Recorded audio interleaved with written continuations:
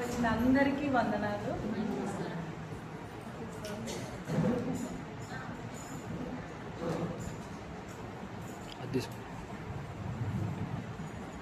సంఘస్థులందరికీ వందనాలండి. నా పేరు ప్రభావతి, మాటూరు నుండి వచ్చాను. సో ఇక్కడ ఈ అవకాశాన్ని ఇచ్చినందుకు, ముఖ్యంగా దేవుడు నాకు ఇచ్చినందుకు దేవుడికి ఎంతో ఉన్నాను. నాకు ఎంతో యాంగ్జైటీగా ఉందన్నమాట. అంటే ఎలా ఫీల్ అవ్వాలో కూడా తెలియడం లేదు. సో ఇక్కడ ఈ సంఘంలో ముఖ్యంగా మా మామయ్య అత్తయ్య నాకు ఇక్కడ రమ్మని చెప్పి ఈ మాట చెప్పమన్నప్పుడు నాకు చాలా హ్యాపీగా ఫీల్ అయింది. At the same time first time ఇలా సంఘంలో చెప్పడం కొంచెం టెన్స్గా ఉన్నాను. ఏమన్నా మిస్టేక్ చేస్తే ఏమనుకోవద్దు. ఓకే, ఫస్ట్ ఆఫ్ ఆల్ ప్రే చేసుకుందాం. ప్రేమ కలిగిన గొప్ప దేవ, సర్వాధికారి, సర్వాంతర్యామి, సర్వలోక సృష్టికర్త, మీకు స్తోత్రమయ్యా. కృప కలిగిన దేవ, కృపామయుడా, కృపాసత్య సంపూర్ణుడా, మీకు స్తోత్రమయ్యా. యేసయ్యా, ఇదిగోని తండ్రి, అద్భుతమైన మీ కృపను బట్టి యేసయ్యా ఈ అవకాశాన్ని ఇచ్చినందుకు మీకు కృతజ్ఞతాస్తుతులు చెల్లిస్తున్నామయ్యా. యేసయ్యా, ఇదిగోని తండ్రి, నాకంటే ముందుగా మరి 4 మాటలు తండ్రి మా సహోదరులు చెప్పి ఉన్నారు యేసయ్యా. మీరు వాళ్ళని నిలవబెట్టుకొని మరి వాళ్ళ చేత మాట్లాడించుకున్నందుకు మీకు స్తోత్రాలయ్యా. ఇదిగోండి 5వ మాట నేను మాట్లాడుతూ ఉండగా యేసయ్యా, మీ దాసురాలైన నన్ను మీ సిలువ చాటున మరుగుపరచుకోమని వేడుకొనుచున్నాను తండ్రి. నా సొంత బుద్ధిని ఆధారం చేసుకొని కాకుండా తండ్రి, మీరు నాలో ఉండి తండ్రి, నా నాలుకను ముట్టి మీరు ఉండి మాట్లాడమని వేడుకొనుచున్నాను తండ్రి. నా నోటిని బూరగా వాడుకోండి యేసయ్యా. ప్లీజ్ అయ్యా, సహాయం దయచేయమని వేడుకొనుచు నజరేయుడైన యేసుక్రీస్తు నామమును బట్టి అడిగి వేడుకొనుచున్నాము తండ్రి.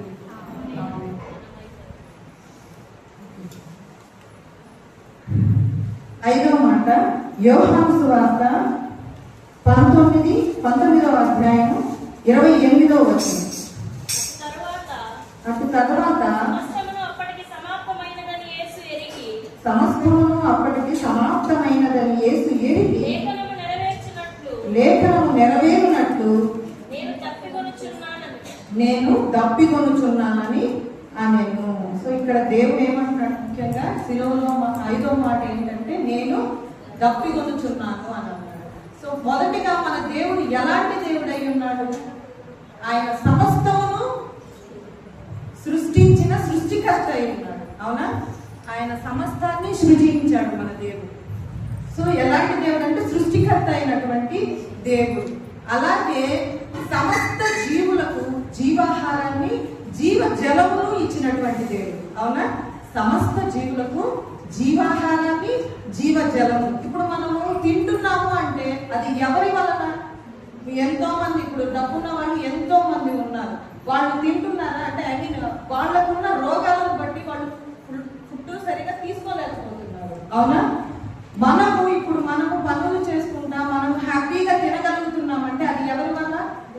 దేవుని యొక్క అద్భుతమైన కృపను బట్టి మనము మంచిగా తిని నిద్రపోతున్నాం. ఎంతో మంది తినడానికి కూడా, ఫర్ ఎగ్జాంపుల్ షుగర్ పేషెంట్స్ ఉన్నారు. వాళ్ళు 3 పూట్ల అన్నం తిని ఉండగలరా? తినలేరు. బీపీ ఉంది అనుకోండి, అంటే సమ్ ప్రాబ్లమ్స్, రోగాలన్నీ కూడా దానికి తగ్గట్టుగా వాళ్ళు ఆ ఫుడ్ తినలేకపోతున్నారు. అవునా? అదే రీతిగా ఇక్కడ మనకి దేవుడు సమస్తము మనకి ఇచ్చే దేవుడు. సర్వ జీవులకు జీవాహారాన్ని, జీవ జలమును ఇచ్చేటటువంటి దేవుడై ఉన్నాడు అనమాట. సో ఇక్కడ 5వ మాట నేను తప్పికొనుచున్నాను. ఈ మాటని మనము 3 భాగాలుగా చేసుకొని మనము చెప్పుకుందాం అనమాట. మొదటిగా స్తుతుడు. స్తుతుడు అంటే కుమారుడు అని. ఓకేనా? మనుష్య కుమారుడు. మన దేవుడు ఎలా వచ్చున్నాడు భూమి మీదకి? మనుష్య కుమారుడుగా భూమి మీదకి వచ్చాడు. అలాగే 2వ మాటగా సేవకుడు. ఓకేనా? 3వదిగా స్నేహితుడు. ఓకే, మొదట మనుష్య కుమారుడు, స్తుతుడు, సేవకుడు, స్నేహితుడు. ఓకేనా? ఈ 3 భాగాలుగా మనము డివైడ్ చేసుకొని చెప్తున్నాం. ఫస్ట్ గా స్తుతుడు అంటే కుమారుడు, మనుష్య కుమారుడు అన్నమాట. ఈ మనుష్య కుమారుడు ఆయన ఏ రీతిగా వచ్చాడు భూమి మీదకి? మనుష్య కుమారుడుగా వచ్చాడు అనమాట. సో ఇక్కడ మనుష్య కుమారుడుగా వచ్చాడు కాబట్టి ఆయనకి అన్ని, అంటే మనకి ఏ రీతిగా మనం ఎలా ఫీల్ అవుతాం అంటే, మనం ఆహారం అంటే ఆకలేస్తే అన్నం తింటాం కదా, దప్పికేస్తే వాటర్ తాగుతాం. అదే రీతిగా అంటే మనం ఈ లోకానుసారంగా ఆయన నిద్రపోయాడు. అవునా? టైర్డ్ అయిపోయాడు. అంటే ఈ లోకానికి రావడాన్ని బట్టి మనుష్య కుమారుడుగా వచ్చిన విధానాన్ని బట్టి మనకి ఉన్న ప్రతి ప్రాబ్లం కూడా ఆయన ఫేస్ చేశాడు. అవునా? మనం ఏ రీతిగా అయితే తింటామో, తాగుతామో, అన్ని చేస్తామో, నిద్రపోతాం, అన్ని ఆయన కూడా ఈ లోకానికి వచ్చాక అన్ని చేశాడు. అవునా? ఆయన 40 రోజులు అరణ్యంలో ఉపవాసం ఉన్నప్పుడు అలసిపోయాడా లేదా? ఆకలిగా ఉన్నాడు అక్కడ. అవునా? అలాగే ఇక్కడ మాట ఏంటంటే దప్పికొనుచున్నాను అన్నాడు. ఈ మనుష్య కుమారుడు ముఖ్యంగా శారీరక శ్రమల గురించి ఇక్కడ మనము తెలియజేసుకోవాలి. ఓకేనా? శారీరక శ్రమ అంటే ముఖ్యంగా ఆయన అంటే ముందు రోజు రాత్రి నుంచి ఆయన్ని బంధించి తీసుకెళ్లారు. అవునా? గెత్సెమనే తోటలో ప్రార్థన ఉన్న స్థలం దగ్గర నుండి ఆయన్ని బంధించి తీసుకెళ్లిపోయారు. సో ఆయన ఆల్రెడీ గెత్సెమనే తోటలో ప్రార్థన చేసేటప్పుడే ఆయన తన చెమట ద్వారా రక్త బిందువులుగా బయటకు వస్తుందంట ఆయన కూర్చున్న దగ్గర. అర్థమైందా?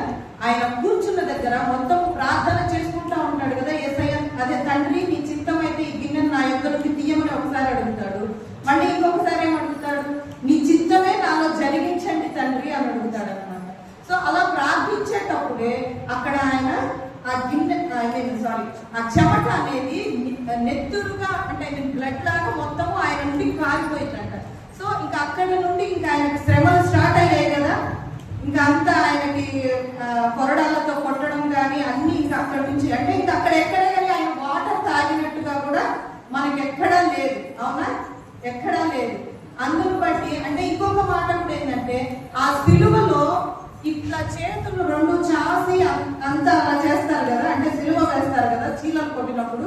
అలా నార్మల్ గానే మనము శారీరకంగా ఇలా 2 చేతులు చాచి ఉన్నప్పుడు మనము ఎక్కువసేపు ఉంచలేమన్నమాట. కంపల్సరీ మనకి వాటర్ అనేది దప్పుకేస్తుంది. అర్థమవుతుందా? సో దాన్ని బట్టి దేవుడు అక్కడ శరీరానుసారంగా అంటే మనుష్య కుమారుడు కనుక మన రీతి అంటే మన మనుష్య స్వభావాన్ని బట్టి దప్పికొనుచున్నాను అనేది ఒక మాటగా మనం తీసుకున్నాం. అర్థమైందా? ఇక్కడ చూడండి, ఆయన అదే కాకుండా ఆకలి దాహాన్ని కూడా తీర్చిన దేవుడు ఆయన. అవునా కాదా? ఆకలి దాహం చూడండి, ఆదికాండము 16:7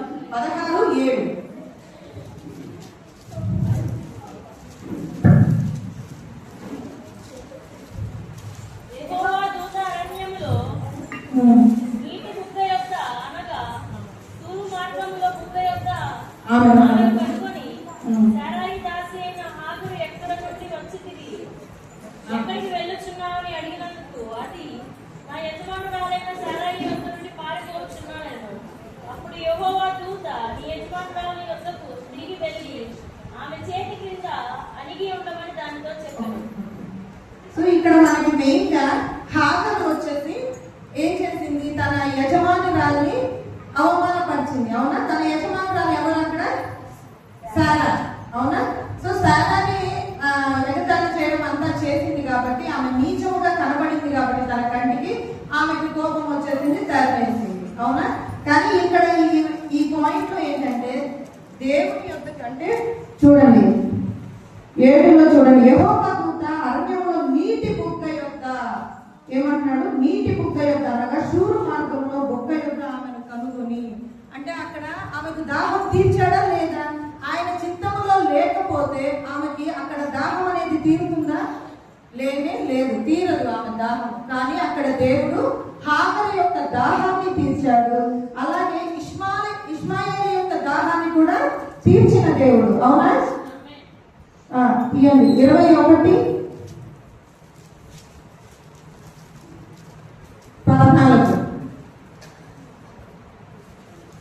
21:14 కాబట్టి తెల్లవారినప్పుడు అబ్రహాము లేచి తీసుకొని ఆ పిల్లవాడితో కూడా ఆమెకు అప్పగించి ఆమె భుజం మీద వాటిని పెట్టి ఆమెను పంపివేసింది. ఆమె వెళ్ళి బయర్షెబా అరణ్యంలో ఇటు అటు తిరుగుచున్నది. ఆ పిల్లవాడి నీళ్లు అయిపోయిన తర్వాత ఆమె యొక్క పొద కింద ఆ చిన్నవాడిని పడవేసి, ఈ పిల్లవాడి చావు నేను చూడలేను అనుకొని ఇంటి మీద దూరం వెళ్ళి అతనికి ఎదురుగా కూర్చుండెను. ఆమె ఎదురుగా కూర్చుండి వెలుగు ఎత్తి ఏడ్చింది. దేవుడు ఆ చిన్నవాడి మొరను వినను.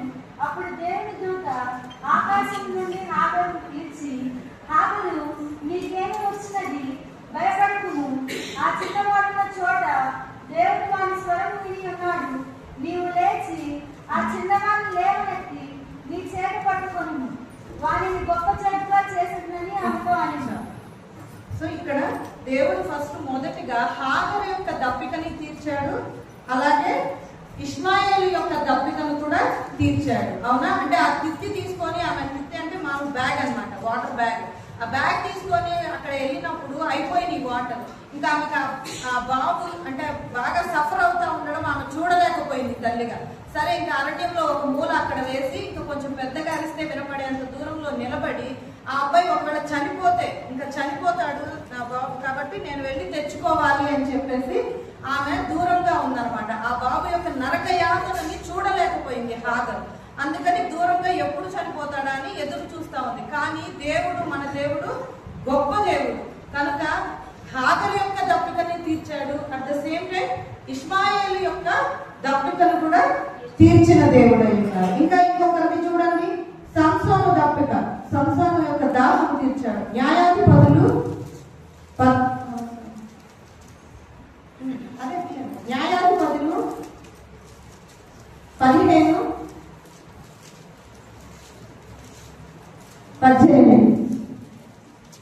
అప్పుడు అతడు మిక్కిలి దప్పికపడినందున యెహోవాకు మొరపెట్టి, నీవు నీ సేవకుని చేతి వలన ఈ గొప్ప రక్షణ దయచేసిన తరువాత నేను ఇప్పుడు దప్పిక చేతిలో చచ్చి సున్నతి పొందిన వారి చేతిలో పడవలెనా అని వేడుకొనగా, దేవుడు లేఖిలో ఉన్న ఒక గోతిని చీల్చెను.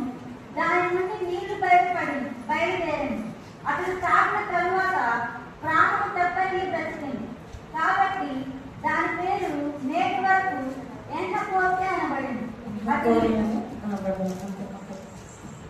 చూడండి, సంసోను యొక్క దాహాన్ని కూడా తీర్చిన దేవుడు. అంటే గాడిద యొక్క దవడ ఎముకను తీసుకొని ఫిలిష్తీయులందరినీ కూడా చంపేశాడనమాట. మన బైబిల్ అంతటిలో కూడా బలవంతుడైన వారు ఎవరు అంటే ఎవరి పేరు చెప్తారండి? సంసోను యొక్క పేరు వినబడుతుంది. అవునా?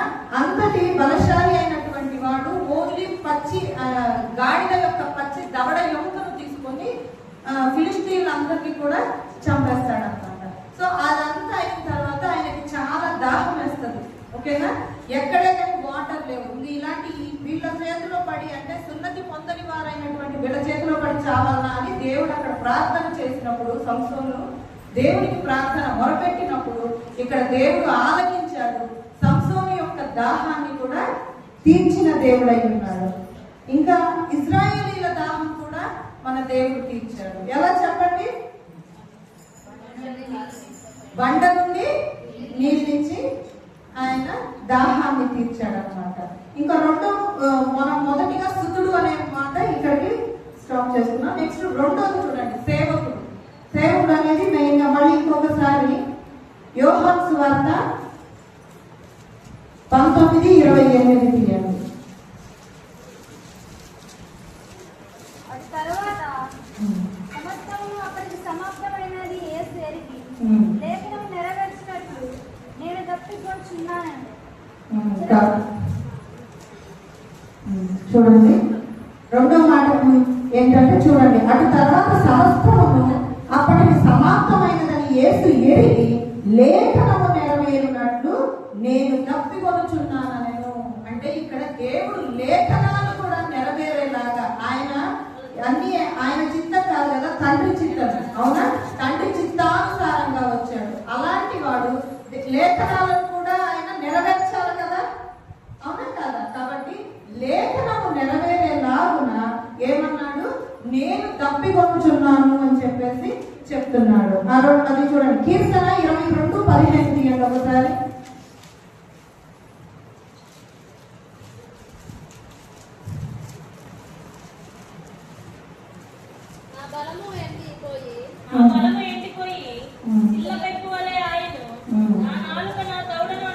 అంటుకొని ఉన్నది.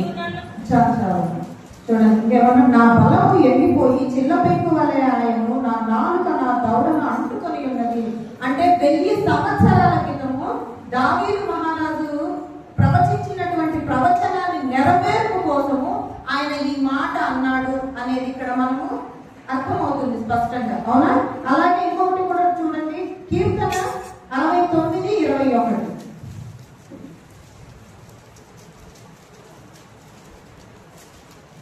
వారి చేతులు నాకు ఆహారముగా పెట్టిరి, నాకు తప్పి అయినప్పుడు చిరకలు తాగనిచ్చిరి. చాలా చూడండి ఏమన్నాడు, వారి చేతులు నాకు ఆహారముగా పెట్టి నాకు దప్పి అయినప్పుడు చిరకను త్రాగనిచ్చింది. సో ఇక్కడ ఈ ప్రవచనం కూడా నెరవేరిందా లేదా? నెరవేరింది. కాబట్టి ఈ ప్రవచనాలు నెరవేరడానికి, ఓకేనా, లేఖనాలు నెరవేరడానికి దేవుడు నేను తప్పికొనుచున్నాను అనే మాట మాట్లాడాడు అనమాట. మూడవదిగా మన దేవుడు ఏమై ఉన్నాడని చెప్పాను, సర్వ సృష్టికర్త అయిన దేవుడు, అవునా?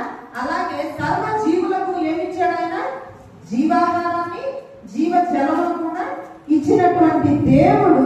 మరి ఆయన ఈ భూమి మీదకి వచ్చిందే మెయిన్ గా ఏంటి? ఆత్మలు నశించిపోకుండా ఉండడానికి, అవునా? లూకా సువార్త 19:10 తీయండి.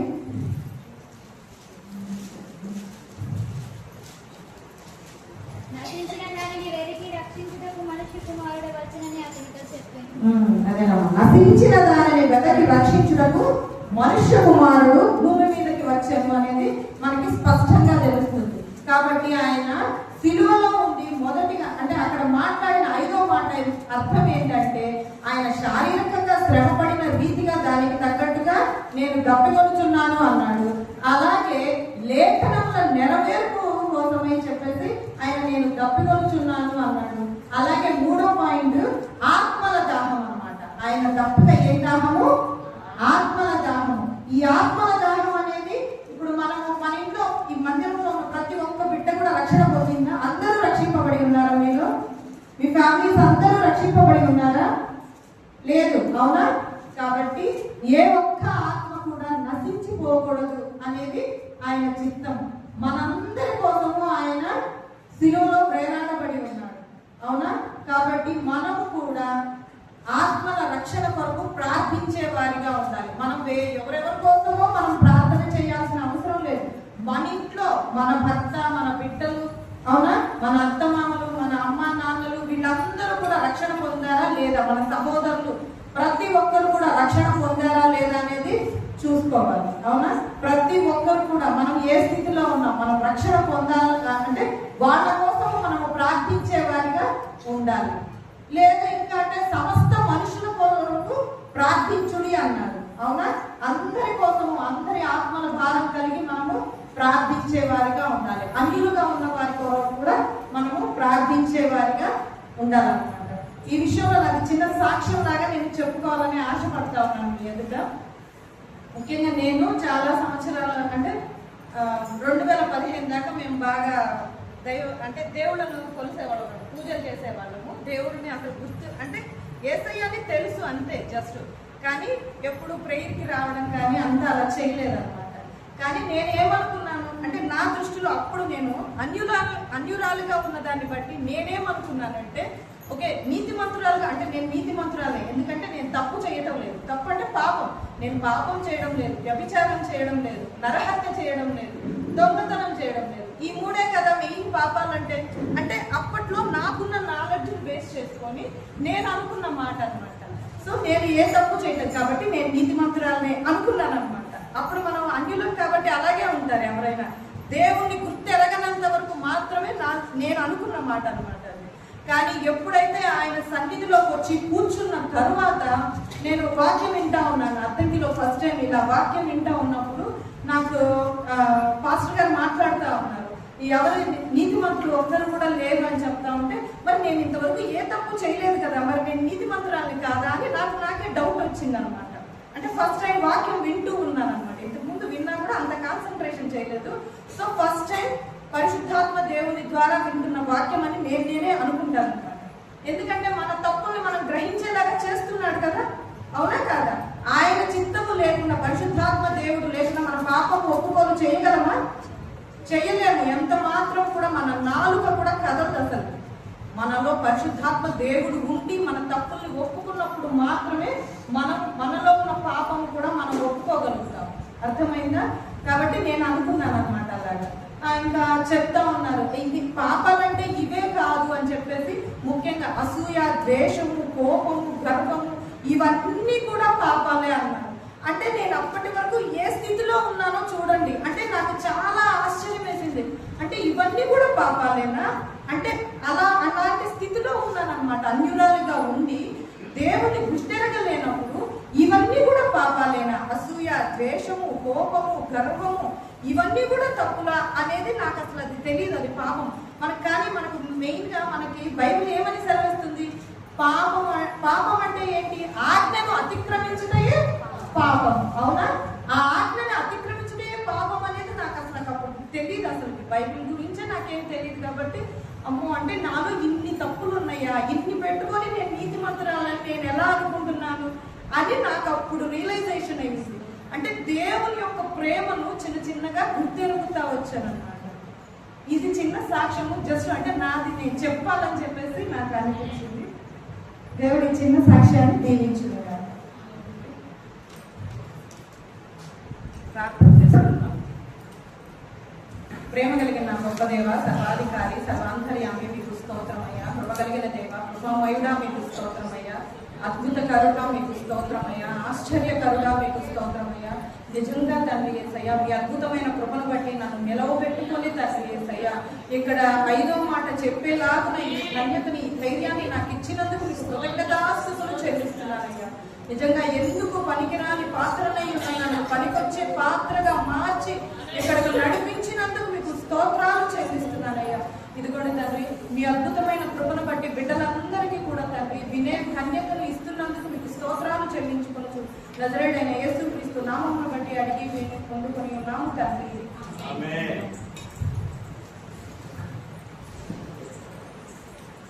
థాంక్యూ.